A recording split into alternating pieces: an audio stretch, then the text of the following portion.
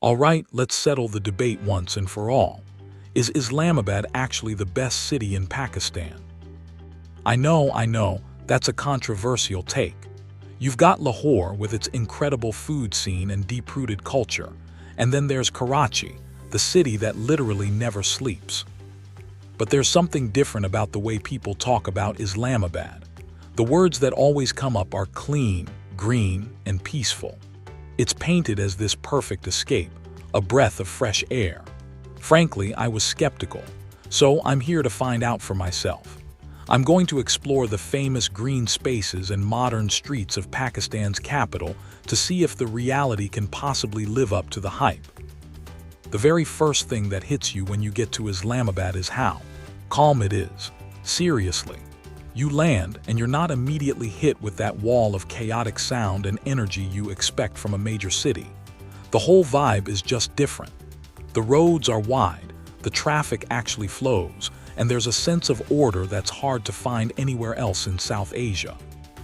That's no accident.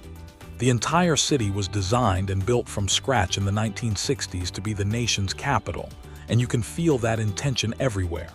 This city wasn't born out of chaos. It was engineered for order. Green spaces and organized sectors are literally built into its DNA, so everything feels incredibly spacious and open. After the beautiful madness of other Pakistani cities, the quiet here is almost jarring. The whole place just gives off this clean, modern, and aesthetic energy. Now, let's get to the real reason people fall in love with this city: the views. If you want to see the most beautiful spot in Islamabad, a trip up to Daman-e-Koh is an absolute must. It's a viewpoint tucked away in the Margalla Hills, about 2,400 feet above sea level, and it offers an insane panoramic view of the entire city. From that vantage point, you see the whole master plan laid out below you, the perfect grid of streets, the iconic Faisal Mosque piercing the skyline, and just endless stretches of green. It's one of those places that makes you stop and just say, wow, this is incredible. And speaking of the Faisal Mosque, it's more than just a place of worship. It's an architectural masterpiece. It ditches the traditional dome for a design that looks like a colossal desert tent, all set against the stunning backdrop of the Margalla Hills. Seeing it lit up at night is genuinely a majestic sight. But the green spaces are the true heart of the city. You've got Shakar Park, perfect for a quiet evening walk, and the massive F9 Park, officially known as Fatima Jinnah Park. These aren't just tiny patches of grass wedged between buildings. They are huge, sprawling, and beautifully maintained. It proves that Islamabad isn't just a city that has parks. It's a city built inside of one. So, what really makes the case for Islamabad being number one?